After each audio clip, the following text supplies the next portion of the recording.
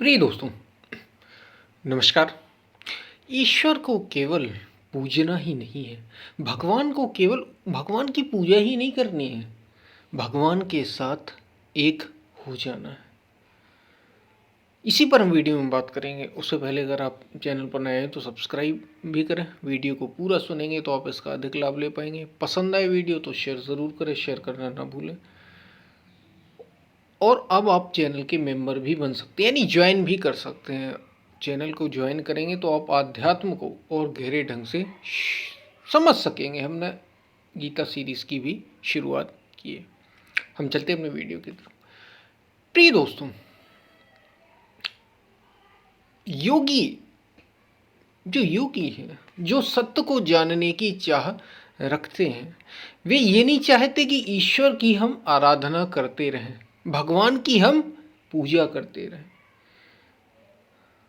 हमारे महापुरुषों ने कहा कि योगी ईश्वर की पूजा करने की चाह नहीं रखते, वे तो ईश्वर के साथ एक हो जाने की चाह रखते हैं, ईश्वर में विलीन हो जाने की चाह रखते हैं। और दोनों बातों में जमीन आसमान का अंतर है। क्योंकि जिसको भगवान श्री कृष्ण गीता में अर्जुन से कह रहे हैं कि अर्जुन, मुझे किसने जाना, मुझे भली प्रकार कौन जानता है, तत्वदर्शी योगियों ने मुझे देखा, मुझे जाना। तो तत्वदर्शी का अर्थ ही होता है जो उस परम तत्व को जानता हो। ईश्वर की पूजा करना, जैसे हम आराधना पूजा करते हैं, ध्यान करते हैं, तो ध्यान का भी अंतिम मूल क्या है? एक हो जाना। ध्याता, ध्येय और ध्यान तीनों जहां समाये, सोई शुद्ध स्वरूप तू, ले आत्म को जान। वही आत्मा है और यही योगी की चाह होती है। जो सत्य को जानने, जो एक साधक है, उसकी पूर्णता, उसकी साधना की पूर्णता इसी में है। जब वो केवल आराधना ना करता रह जाए, जब वो केवल साधना ना करता जाए, जब बल्कि उससे जिसकी साधना कर रहा है, वो साधना केवल एक इष्ट की, हृदय स्थित उस सत्य की, उस परमात्मा की, यह उस अस्तित्व की,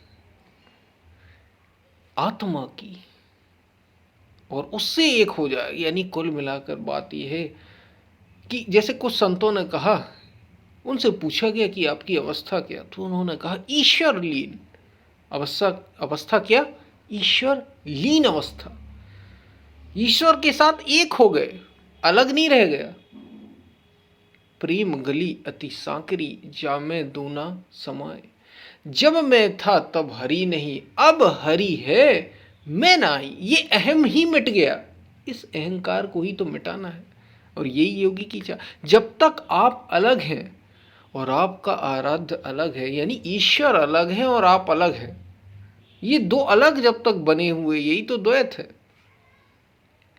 ये तो दो की जड़। भले ही आपने सब कुछ साधना को, और ये एकदम से नहीं होता, धीरे धीरे जब एक साधक साधना करता है, ध्यान करता है, चिंतन करता है,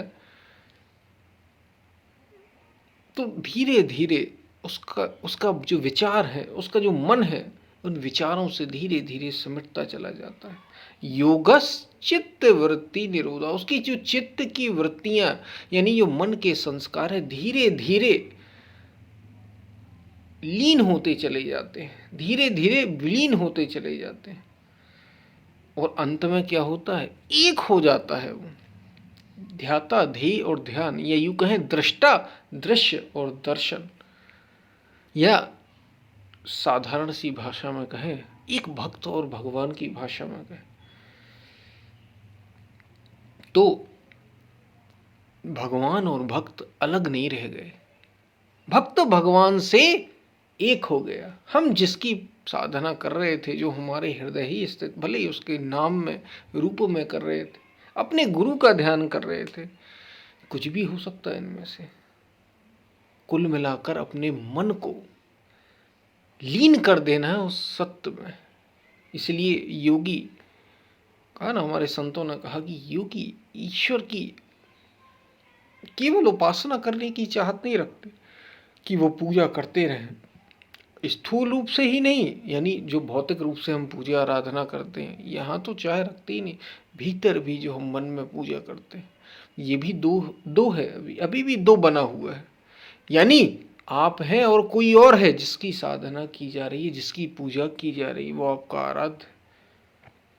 यही रामकृष्ण परमहंस के साथ हुआ। उनकी तो कहानी ही ऐसी है। काली उपासक थे वे काली के, और उन्होंने ऐसा, देखिए यही तरीका होता है, क्योंकि हमें तो मन को लीन करना है, एक हो जाना है इस अस्तित्व से। इसलिए आप किसी का भी सहारा ले सकते हैं। गुरु का ज्ञान केवल आपको इतना बताने के लिए कि आपको द्वैत से अद्वैत की यात्रा तक जाना है। यही श्री रामकृष्ण परमहंस के साथ होता है। वे काली के उपासक थे। साधना करते करते करते करते एक क्षण ऐसा आया, काली में एकदम डूब जाते थे, उन्हें और कुछ दिखता ही नहीं था, सारा मन उसी में एकाग्र हो जाता था, सारी चित्त की वृत्तियां काली में जाकर खड़ी हो जाती थी। लेकिन फिर भी काली अलग रहती थी, वे अलग रहते थे और डूबे रहते थे, बस इसी साधना में डूबे रहते थे। ये पूर्णता नहीं थी। ये रामकृष्ण परमहंस भली प्रकार जानते थे कि ये अभी पूर्णता नहीं, इसलिए उनने तोतापुरी का सहारा लिया, जो एक वास्तव में योगी ज्ञानी थे, वेदांत के जानकार थे वे उस आत्म तत्व के। उन्होंने कहा, वेदांत को भली प्रकार समझते थे और वे जानते थे कि ये अभी दो है, द्वैत है। रामकृष्ण परमहंस भी समझते थे, लेकिन रामकृष्ण परमहंस ने उनसे जाकर यही कहा कि मेरा अभी अज्ञान जा नहीं रहा, क्योंकि ये बार बार उतर जाता है। जैसे ही मैं ध्यान करता हूँ, फिर काली और मैं ऐसा डूब जाता हूँ कि मुझे कुछ और भान नहीं रहता। काली ही रहती है और मैं रहता हूँ, लेकिन अभी भी मैं उससे अलग हूँ। मैंने समझा है, मैंने जाना है, मैंने संतों से सुना है कि अभी भी ये पूर्णता नहीं है। पूर्णता में तो ऐक्य हो जाता है उससे। ऐसा हमने कहा कि योगी ईश्वर के साथ, ईश्वर में विलीन होने की चाहत रखते हैं, उसके साथ एक हो जाने की चाहत रखते हैं।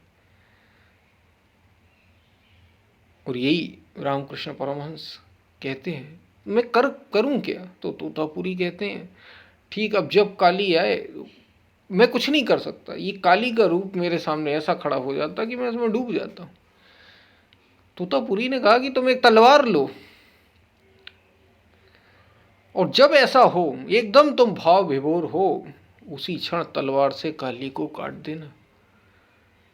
काली यानी तुम्हारा जो आराध्य है, अब इस स्तर पर पहुंच गए कि दो के साथ दो अलग अलग जो थे, उनको तुम तलवार लेके, काली जो तुम्हारी आराध्य है, जो इसमें तुम विभोर हो जाते हो, भाव विभोर हो जाते हो, एकदम उसमें डूब जाते हो, इतना ध्यान हो जाता है, तो उस तलवार को लेके और काली को काट देना, अलग कर देना। रामकृष्ण परमहंस ने कहा, ठीक, लेकिन मैं तलवार लाऊंगा कैसे? तोतापुरी बोले, जैसे तुम काली को खड़ा करते हो, जहां से तुम काली लाते हो वहीं से तुम तलवार ले आना। रामकृष्ण परमहंस को समझ में आ गया, क्योंकि मैं ही तो वो हूं जो सब कुछ तय कर रहा है, और यही मैं को मिटाना है। ये अहम मिटा और तुम पूर्ण हुए, आत्मज्ञान हुआ। जब तक ये अलग से आइडेंटिटी बनी हुई है, मैं अलग और सारी सृष्टि अलग, मैं एक अलग से कुछ टुकड़ा हूं, और आत्मा तो कुछ अलग है, लोग अलग है, दुनिया अलग है, संसार अलग है, पेड़ पौधे पत्थर पहाड़ अलग है, मेरा मन अलग है, विचार अलग है। तब तक ज्ञान नहीं होता। ज्ञान का तो अर्थ ही है सृष्टि से एक हो जाना, मैं और तुम जैसा ना रहे।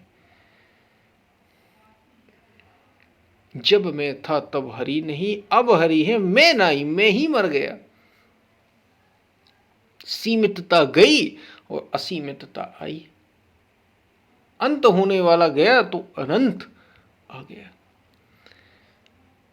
और रामकृष्ण परमहंस ऐसा ही करते हैं, लेकिन ध्यान में डूबे हुए और काली में ऐसे भाव विभोर हो गए कि फिर भूल ही गए तलवार लेना और कुछ लेना। इतना ध्यान, इतनी एकाग्रता, हृदय आंसुओं से आंसू भरने लगे, एकदम भाव विभोर हो गए।